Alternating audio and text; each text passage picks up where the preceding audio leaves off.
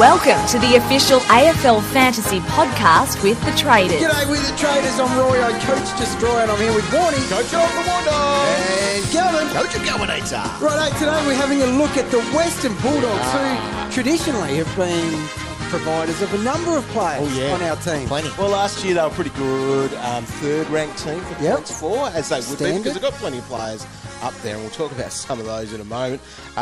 They just knock out tons for fun, a lot of them, which is what we do love about them. They actually had the highest averaging midfielder of the year in Adam Treloar, who went 110. Cow, you got stats on that, don't you? That is the highest averaging midfielder since Kane Corns. Wow. 2006. Since a tagger? Thank you, Jaden. Anyway, so he was the number one midfielder in the game. So my issue with him, though, is that I think that we might have to say that he's one of those players that are going down. I think so. Interrupted preseason, not good. The inside mail is there about that. So he was epic, though, last year because he had 620-plus scores, which is huge. And that big one was that 149 that he scored against Geelong. Calvin's captain. Do you remember that? I sure do, dog. Yep. So it's one of my highlights. And Tigers, he feasted on them with a 154 as well. So now, dog, before you get into too many, are there any changes at the Dogs that we need and to that's part of what we'll discuss, I guess, as this goes. Because one of the ins, and probably the big name that we'll talk about later, is Matt Kennedy, Roy, from the Blues. So he's come in, and where that fits is going to be interesting. The big ones, we've been talking about them through this preseason, but they lost their three dogs. That was McRae, Daniel, and also Baslenka, Bailey Smith. Bailey Smith didn't play last year. And even the other two, like what they did was probably not a lot that's going to totally affect That's the thing, how isn't they're it? playing. Like it's not like, this spot's opened up, because they didn't really have that spot. They played in the vest sometimes as well. Exactly. But it's not like there's this, here's a holding whole down chunk a midfield. Here's role. 70% CBAs on the table. But that's not what it looks like. So, they were the main changes there, those three guys out. Pretty significant. Like, it is. They're three of, guys you consider guns. Anyway, let's have a look at them. So we mentioned Treloar there. The next best was Adam, that was him. Marcus Bontempelli, who...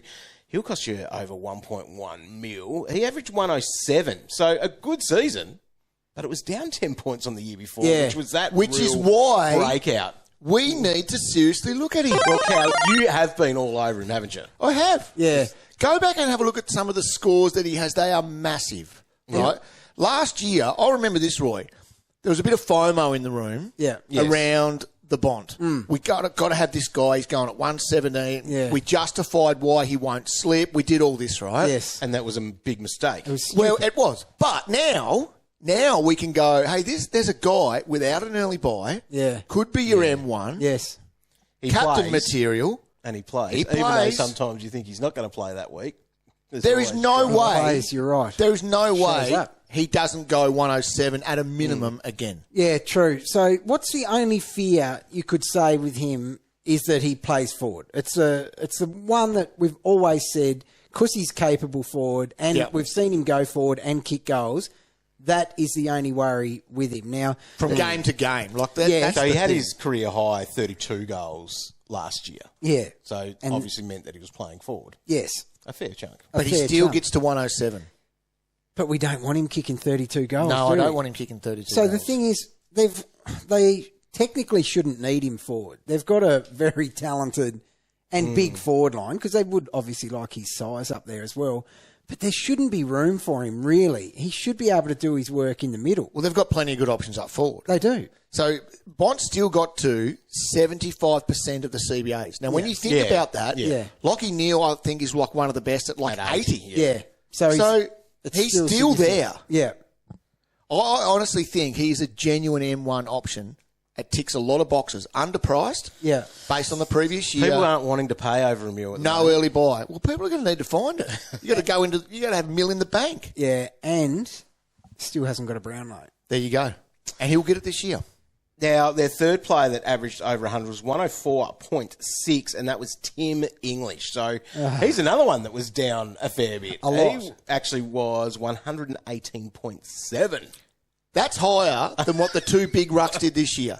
Yeah. That's a joke. Isn't it amazing? So 14 points down he is. Now, does that mean that he offers some value, do you think? Yes, he could be your R2.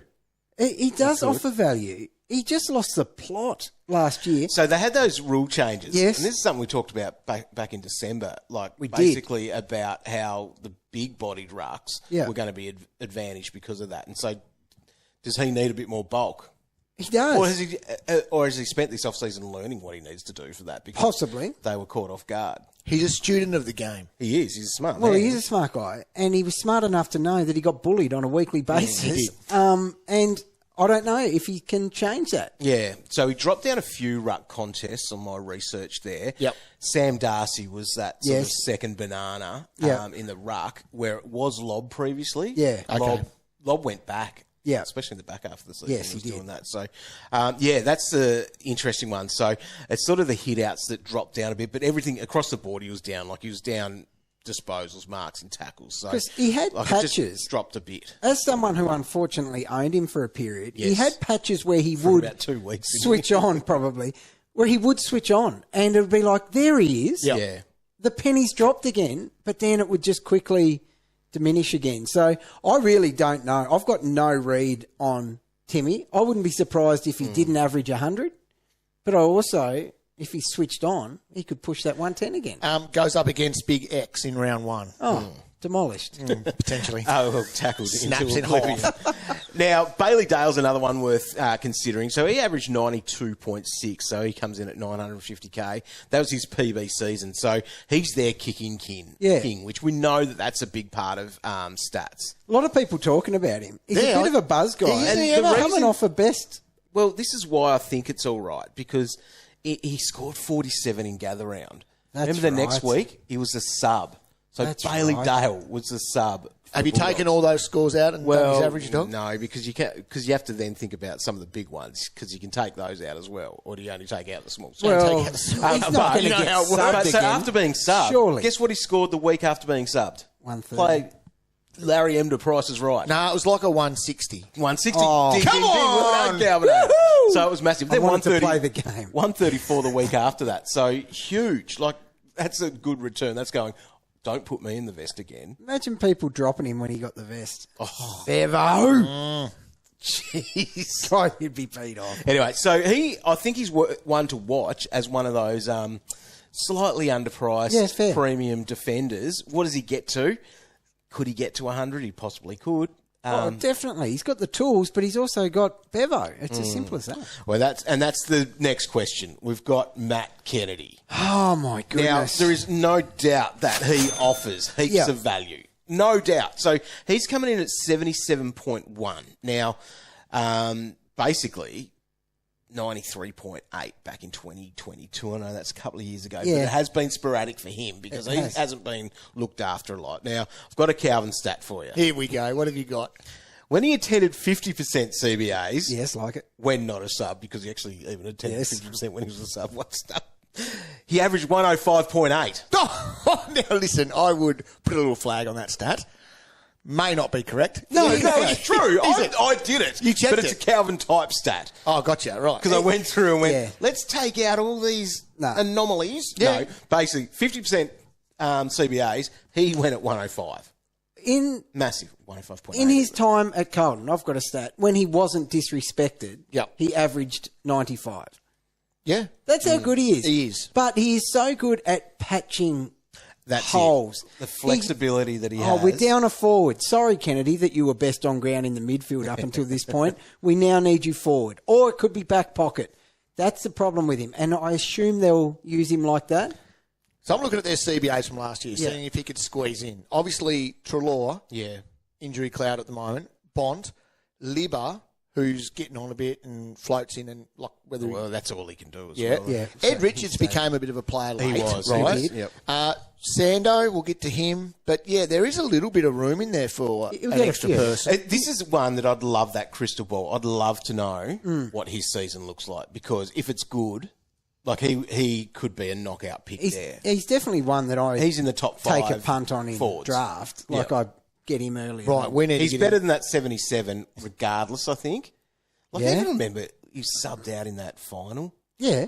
When he flew up there late after he had a baby, his wife had a baby, and then it's just disrespect. I mean, it's unbelievable. Right. No wonder Dog went into the doghouse. He got subbed off so early. Yeah. Oh, it was devastating. And there was hopeless players out there. That was all Pitbull's fault.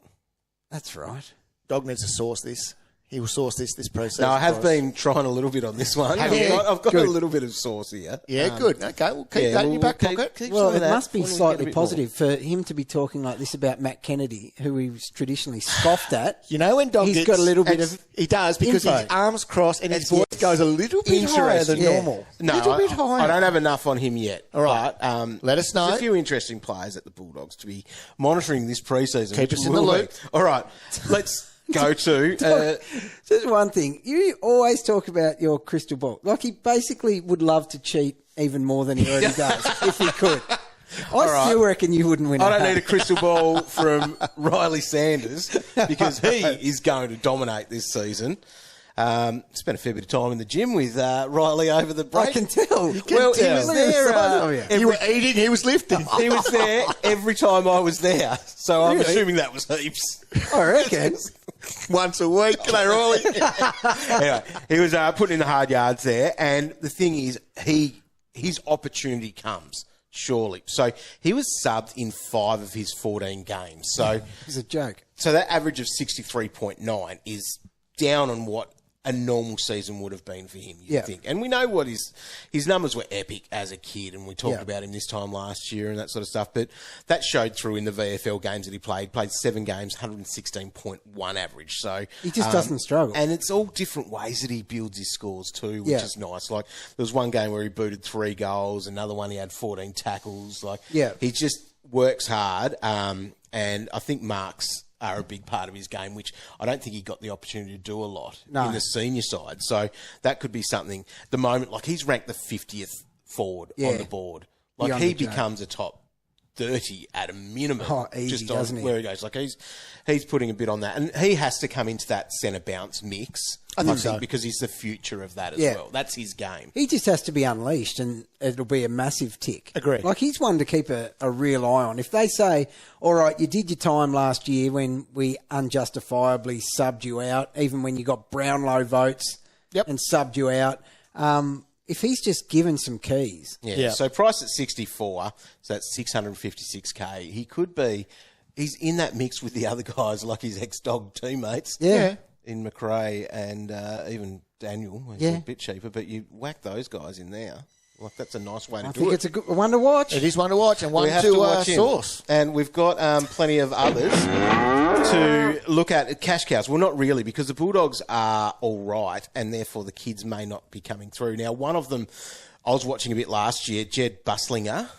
He's a defender, 230K, averaged 83 in the VFL. 20-year-old, 19 games. He's a marking man. Like, he only had 1 game in that VFL in 19 games that were fewer than 5 marks. So that's where he is. So could come into defence. We'll see that. Now, one of those little sourcing things that I did here, Ryan Gardner. Remember him? Yes. So a little whisper about this. He's been doing a little bit of work and could possibly be that backup ruck. Really? Not Darcy. Okay. Watch this space. It's just, if this comes to fruition, I'll cut this out and go, oh, you're a genius. 279K defender, if we're in that position, like, if he does get that, anyone that's doing that sort of role, chopping out like that, gets a bump on where they are. And so he's going to be better than some 3 or 4 hit outs. Yeah, so that's it. I guess that's about it. Like, we've talked about those guys that went down. Like, Libbo, you talked about him in that midfield. Like, you're not doing it, but he's down like 16 points on the year before. Oh, mega. What about Nick Caulfield? Caulfield, he's still cheap. He is. Not cheap enough. Sam Darcy? Sam Darcy. Yeah, I think he goes up. But he has to. Like, it's got to be. As a forward, it's handy. Like, in draft, like, that's where you're going to get your so value good. out. So I think if you rank the forwards, he's like number 18 at the moment. Yeah. So he could be better than that. But do you feel like, I don't know. No, you don't. You can't but be he's just taking very that good. Big unit. He went at 76. It's amazing effort. In his first full year, basically. Yeah. He only gets better. I know. Does he? Really Yes. Not everyone can get better, Cow. Well, look at Colton. They all getting better. No, he's really talented, He though. is. That's the thing. He is. Anyway, that's the Bulldogs. Hope you enjoyed that. There's plenty more podcasts to come, so hit up your Spotify or Apple feeds to grab that. And don't forget to click back to afl.com.au for all of these club preview articles that are there and get your team ready at fantasy.afl.com.au.